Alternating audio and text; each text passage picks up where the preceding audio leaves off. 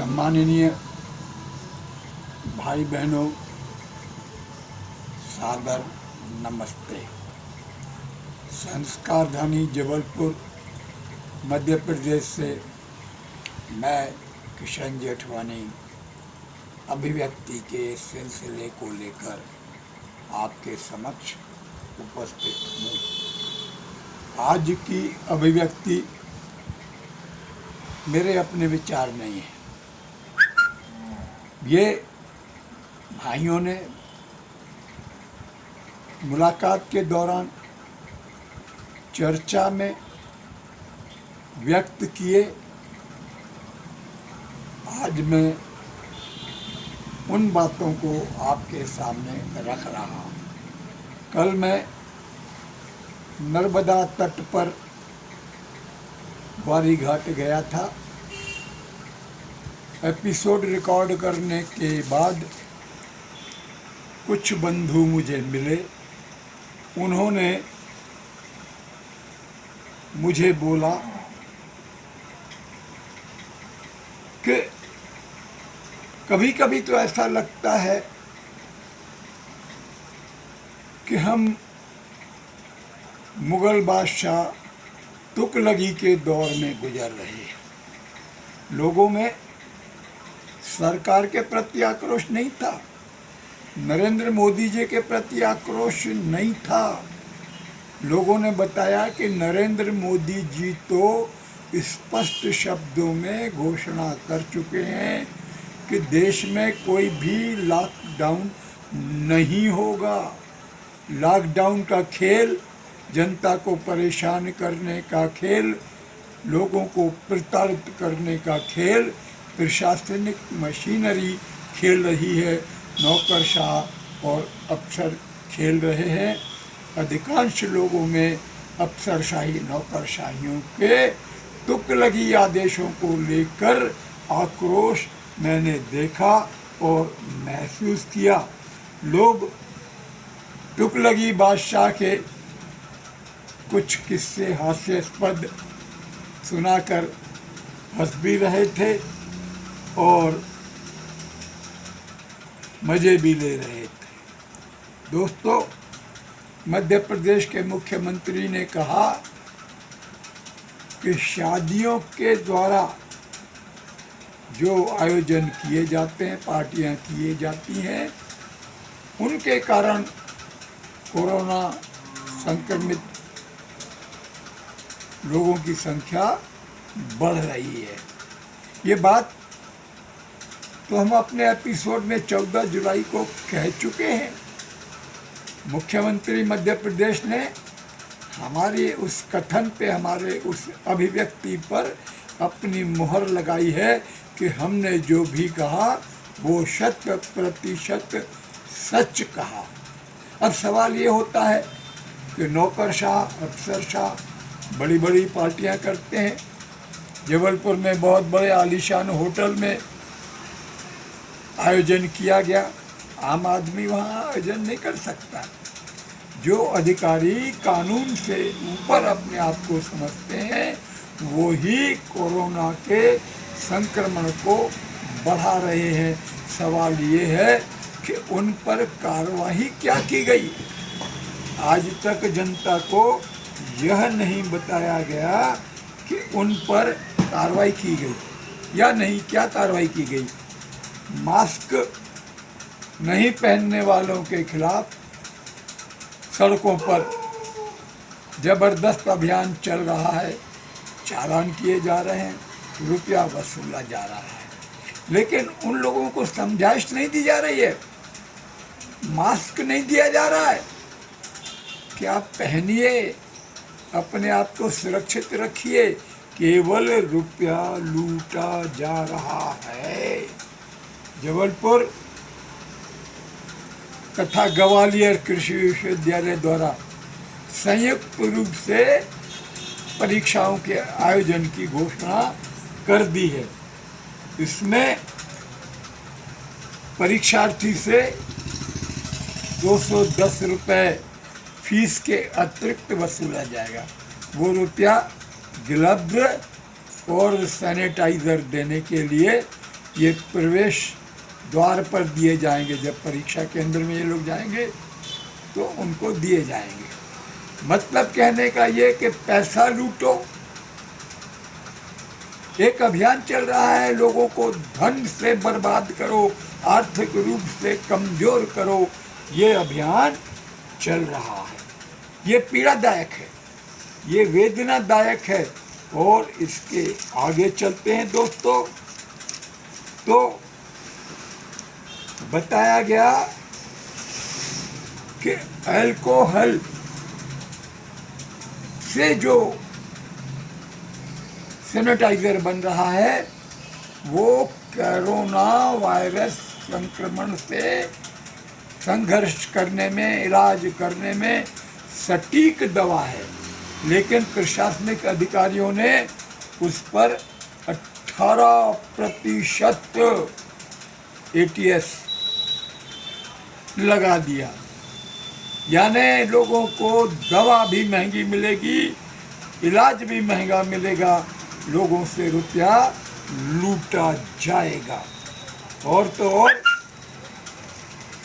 रानी दुर्गावती विश्वविद्यालय जबलपुर में लोगों को विभिन्न कोर्स में एडमिशन लेने के लिए कहा गया है। मजे की बात तो यह है कि जो कोर्स बंद हो चुके हैं, जो विश्वविद्यालय में कोर्स चल नहीं रहे हैं, उन कोर्स में एडमिशन की जा रही है।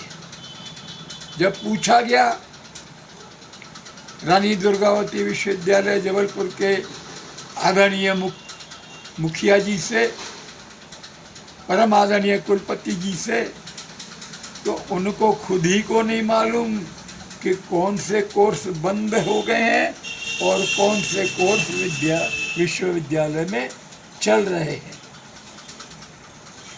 यहाँ तुगलक की बात याद आ जाती है। आगे चलते हैं।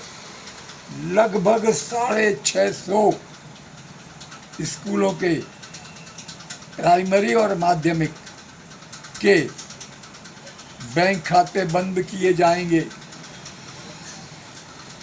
क्या मजाक है। एक तरफ बैंक के अकाउंट खोलते हैं, दूसरी तरफ बैंक के अकाउंट बंद करने का आदेश जारी कर दिया गया है। जबलपुर के कोसलपुर क्षेत्र में FCI का अनाज, लाखों टन गेहूं और धान खुले मैदान में पड़ा हुआ खराब हो रहा है। बरसात का मौसम है और अधिकारी रोम जल रहा था, न्यूरो बंसी बजा रहा था कि आनंद ले रहे हैं। ऐसे हालात में अगर लोगों ने तुगलक की बात को याद किया है तो इसमें सच्चाई तो है। तुगलकीपन नहीं है तो क्या है। दोस्तों, मैं कहना चाहता हूँ, न्यायपालिका में हमारी गहरी और ठोस आस्था है, विश्वास है। हम जहाँ भी सम्माननीय न्यायाधीशों को देखते हैं, भले वो बंद कारों में निकलते हो, तो हम शीश झुका देते हैं।